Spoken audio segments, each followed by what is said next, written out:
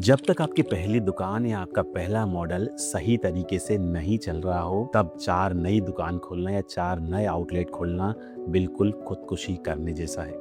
हमेशा याद रखिए, जब तक गहराई ज़्यादा ना हो, जल्दबाजी में हमेशा अपने पैर उतने ही फैलाइए आप, जितनी कि आपकी चादर हो।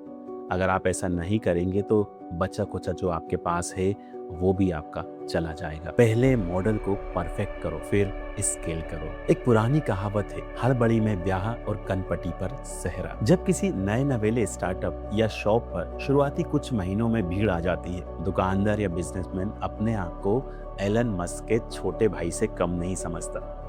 वो सोचता है कि अब तो मेरा धंधा फिट हो गया, अब तो ये बिल्कुल लॉटरी लग गई, मैं सब कुछ समझ गया हूँ इस बिजनेस के बारे में। और वो फटाफट 1, 2, 3, 4 आउटलेट खोल लेता है। आउटलेट भी वो कैसे खोलता है? अपने पैसों से नहीं। वो या तो बैंक से भारी भरकम लोन लेता है, अपने पापा के पैसे लगाता है, या अपनी गाँव की किसी पुश्तैनी जमीन को बेच देता है। सोचिए, अगर किसी मकान की नींव 1 मंजिल का बोझ सहने के लिए बनाई गई है, और अगर आप उस पर 3 मंजिल या फिर 4 मंजिल बना देंगे तो क्या होगा? एक हल्का सा भूकंप आएगा और वो बिल्डिंग ताश के पत्तों की तरह ढह जाएगी। दोस्तों, किसी भी बिजनेस को स्केल करने का या एक से ज्यादा आउटलेट ओपन करने का एक अचूक नियम है, ऑटो पायलट टेस्ट। आप चेक करिए कि अगर आपके बिना भी वो बिजनेस चल सकता है, ऑटो पायलट की तरह चल सकता है। अगर आप 6 महीने वहां पर ना जाएं तब भी वो बिजनेस चल रहा है, वो बम्पर कमाई कर दे रहा है, तब आप उस बिजनेस को